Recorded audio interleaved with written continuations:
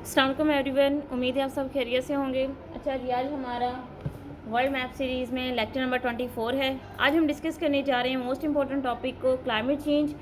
तो चलिए जी स्टार्ट करते हैं। सबसे पहले हम देखेंगे क्लाइमेट चेंज एक्चुअल में है क्या और ये पाकिस्तान को किन किन इलाकों में इफेक्ट कर रहा है और इसकी मेन कॉजेज़ हैं क्या।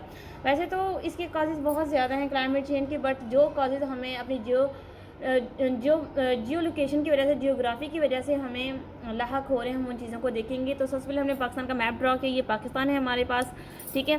पाकिस्तान के पास दो नेबरिंग कंट्रीज़ हैं। ईस्ट में हमारे पास इंडिया है और हमारे पास नॉर्थ में हमारे पास चाइना है। तो होता कुछ इस तरह से है। जो इंडिया की अगर हम बात करें, पाकिस्तान अपना बॉर्डर शेयर करता है यहाँ पे पंजाब से, यानी कि ये जो इलाका है ये पाकिस्तानी पंजाब है और ये इंडियन पंजाब का इलाका है।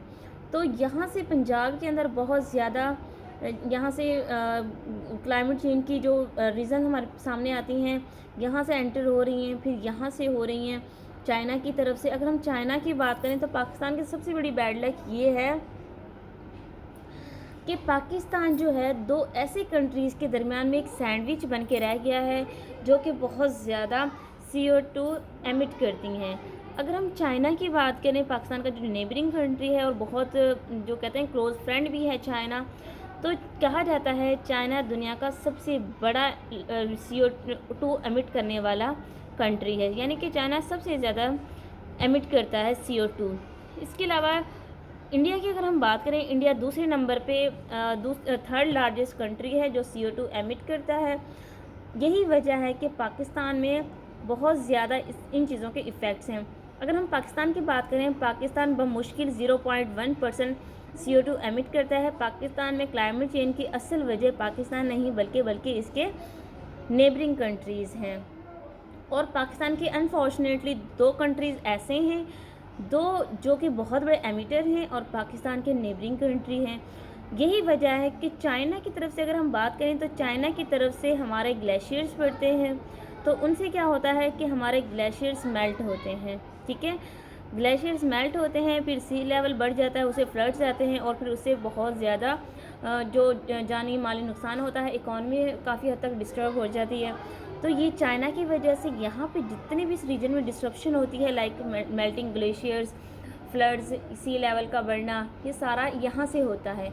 इसके अलावा अगर हम नेक्स्ट बात करें इंडिया की, तो इंडिया का ये जो इलाका है, यानी कि जो इंडियन पंजाब है, यहाँ पे हर साल क्या होता है, यहाँ पे स्टबल जलाया जाता है इस जगह में। ये देखें, ये एरिया मैंने बिल्कुल हाईलाइट कर दिया है। यहाँ पे स्टबल जलाया जाता है हर साल, यानी कि जो गंदम का बचा कुचा होता है, गंदम का या फिर बाकी दूसरी फसलों का जो बचा कुचा पार्ट होता है, उसे यहाँ पे जलाया जाता है और उसकी जो इफ़ेक्ट्स हैं उसकी वजह से टेम्परेचर बढ़ जाता है और पाकिस्तान में उसकी वजह से क्या स्मोक आ जाती है हर साल नवंबर के महीने में, ठीक है।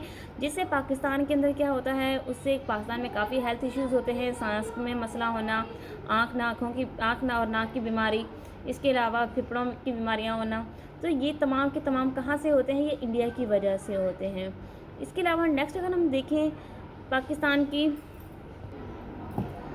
तो 1998 से लेके अब तक, यानी कि 1998 से लेके 2018 तक की अगर रिपोर्ट की हम बात करें, तो तकरीबन पाकिस्तान में 50 एक्सट्रीम वेदर इवेंट्स हम रिकॉर्ड कर चुके हैं।